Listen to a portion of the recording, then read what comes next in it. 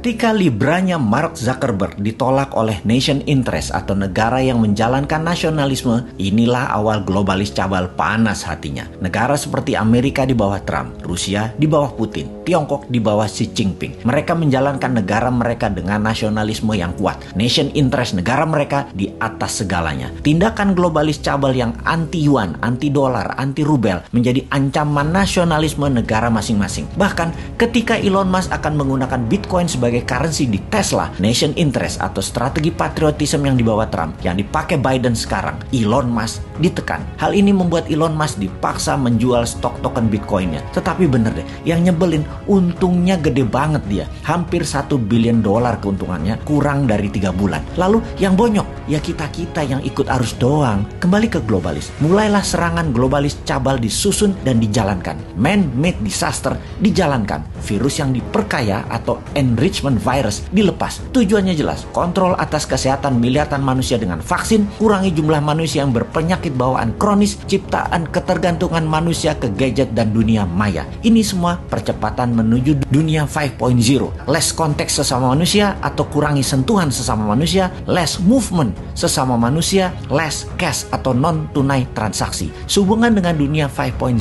tersebut, kita buktikan misalnya dengan mereview daftar dunia retail dan fashion yang sudah bertumbangan di dunia dan juga di Indonesia. Retail raksasa seperti Matahari, Lotus, Debenham, Tanah Abang, dan terakhir Giant akhirnya ambyar satu persatu tokonya, juga cabang-cabang bank. Namun dunia ini selalu dua sisi melihatnya. Dan perlu diingatkan adalah pasar itu selalu sama bahkan membesar. Terutama pasar kebutuhan pokok. Jumlah manusia masih sama, kebutuhan dasarnya masih sama. Jumlah manusia masih sama, kebutuhan dasarnya masih sama. Jadi kalau retail raksasa bertumbangan, maka pasarnya pivot atau bergeser. Bergeser kemana? Bergeser ke online. Dan yang punya online adalah globalis. Jadi wajar yang besar bertumbangan. Terjadi pergeseran dari kasta Brahmana yang selama ini mereka berkuasa mungkin sekitar 50 tahunan terakhir. Sekarang angin berbalik. Pemain-pemain kecil berbasis online adalah senjata globalis memakai pasukan lebah yang penuh agresivitas menyerang retail besar. Terlihat menguntungkan kaum sudra yang kasta terbawah. Namun mereka kaum sudra ini akan bergantung pada online selamanya. Inilah yang dimaui globalis cabal. Kita ulangi sekali lagi, tujuan globalis cabal jelas, kontrol atas kesehatan miliaran manusia dengan vaksin,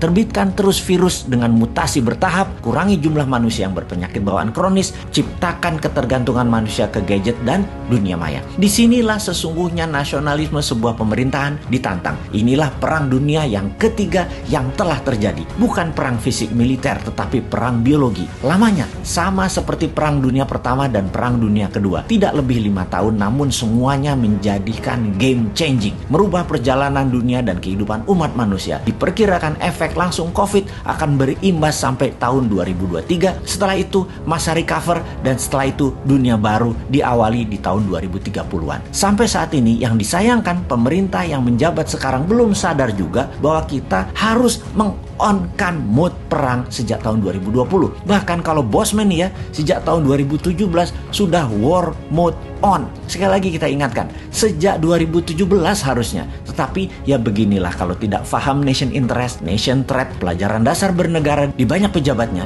ngertinya hanya berpolitik dalam negeri, bagaimana ambil jabatan. Rasanya kalau dipikir-pikir dalam 4 tahun ini sudah diperlihatkan cara bernegara yang berbasis hutang, berbasis impor, dan sumber luar negeri. Tindakan ini semua hanya untuk asal hidup saja dalam tanda petik. Sungguh bisa gagal total kalau mengandalkan hutang dari luar, vaksin dari luar, investasi dari luar. Kok sulit banget sih? Kok sulit banget mengingatkan betapa kerasnya kepala banyak pejabat yang sudah tidak paham bernegara, galak lagi. Secara bernegara harusnya sudah pivot, bergeser cara bernegaranya. Bukan tujuan bernegaranya yang digeser, tapi cara bernegaranya yang digeser. Demikian juga kepada masyarakat harus dikasih tahu kemana geseran ke mereka ke depannya. Ini pemerintah harus care, harus mengayomi. Di Republik Sontoloyo, di negara kita punya 2 senjata melawan globalis. Sejak tahun 2018, kita punya perusahaan urun dana Santara dan gold payout system di Naran. Yang satu melawan cashless-nya sistem globalis, yang satu melawan elitis kapitalis. Sayangnya Republik Sontoloyo penduduknya atau membernya